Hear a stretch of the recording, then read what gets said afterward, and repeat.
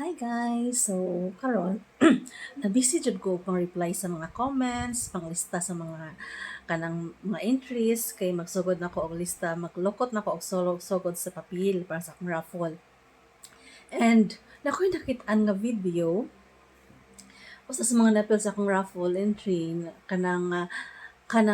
na siya video nga gi-share about ninong gani kagalit nga, "Huy, buntis ka," which is relate kay nako. Hinumdum na kung inan ko atong niya hapit naman ka mga anak, so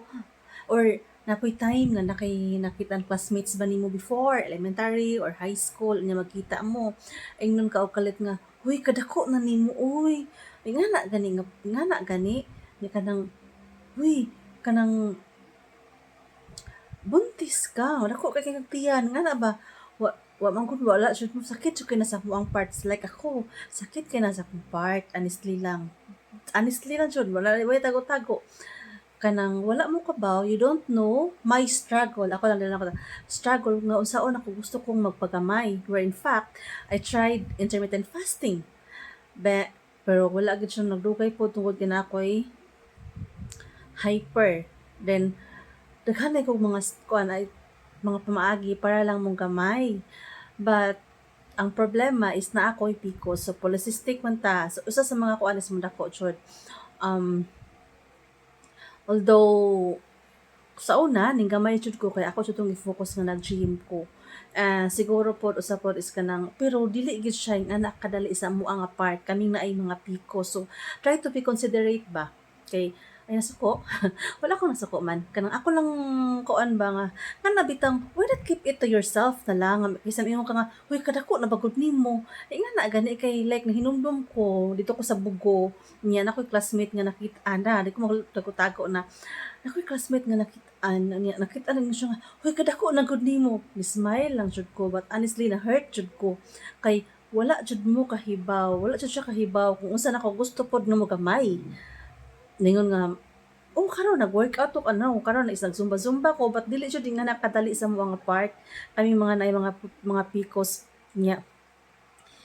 And dali although gamay mi, imagine ha, try to imagine um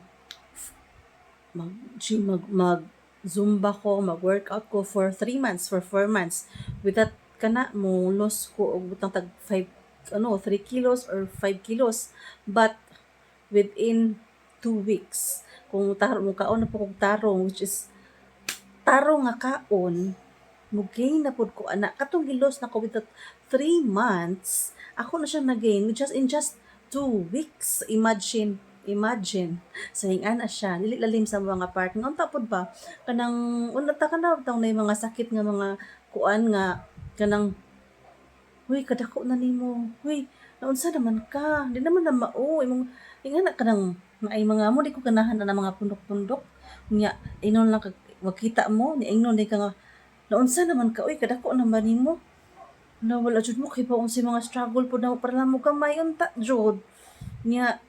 like nalagot na gamay no nalagot ako gamay no so naglagot man gud dito na ko nagtan ko sa video ron ba mura mo kog na-refresh ang akong mga gipangbati ato nga time kanang na time mabakitan nga na makalagot Diyos ko Lord labi na karon kada ko na kay karon so nga na ba niya ningon nga man ka na ning kamot na mo gamay uy naa pod ni mga reasons dapat may mga reasons nga nung wala ang among kaon like twice in a day na lang nga na kay mo tarong kaon lain man gud ta lain man gud ang tao so unta pod ba considerate pod ta sa mga pang-istorya no kay amo kahibaw nga na hurt na dai mi kami na siya ako na hurt na so wala lang naghimo lang ako ng video ay gusto na kong i-express kay tungod sa atong nga video ako nakita nakaingon po ko nga na, nakarelate man jud ko relate na relate to self so mao na siya